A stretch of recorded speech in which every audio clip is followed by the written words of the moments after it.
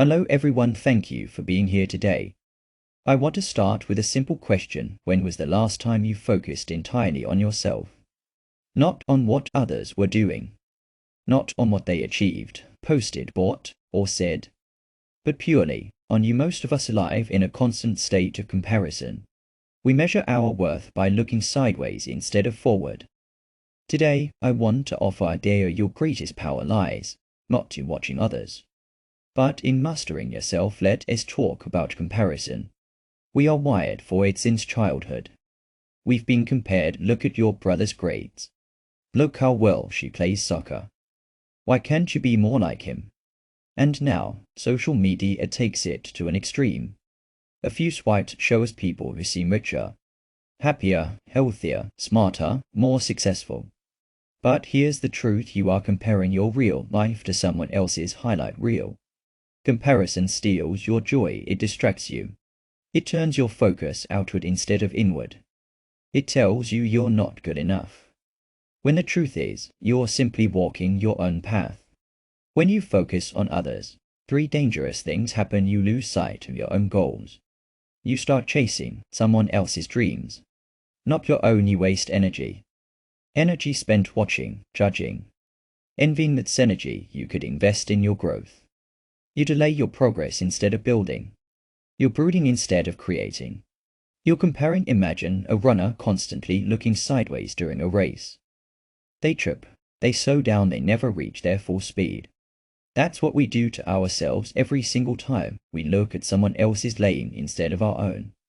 Now, let's flip it. What happens when you focus on yourself? You set your own pace. You rein not fast or slow. You're consistent. You discover your true desires, not what looks good on Instagram, not what pleases others, what you truly want. You build authentic confidence. Because your wins are real, they rate yours. So how do you start focusing on yourself? Here are a few key habits. Set personal goals. What matters to you? Write it down. Even if it's different from what your friends, parents, or peers want. Practice self-awareness.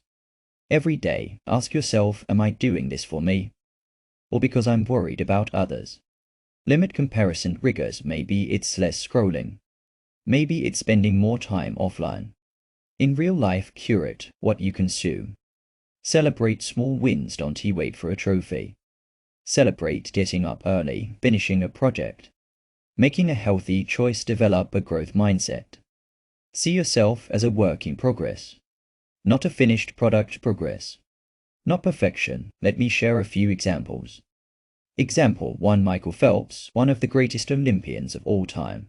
During races, his coach trained him to focus entirely on his strokes, not other swimmers. The few times he glanced sideways, he lost his rhythm.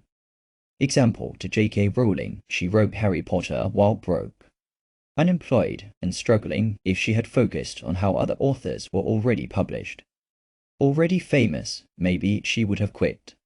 Example 3. Your own story. Think about a time you stuck to your own plan. Despite the noise, didn't it feel freeing? Empowering. Focusing on yourself is not selfish. It's actually the best thing you can do for others too. When you work on yourself, you become a better friend, partner, leader. You inspire others to do the same. You show what real fulfillment looks like. You cannot pour from an empty cup. Focus on filling your own, and you will naturally spill over into the lives of those around you. So my challenge to you is simple. Starting today, choose you not in a loud, arrogant way, but in a quiet, powerful way. When you wake up tomorrow, ask yourself, what can I do today that moves me forward? Not to impress, not to compete, but simply to honor the gift of being you. Remember, your only competition is who you were yesterday. The only goal is to become the best version of yourself. The path is yours to walk. No one else can walk it for you. Thank you.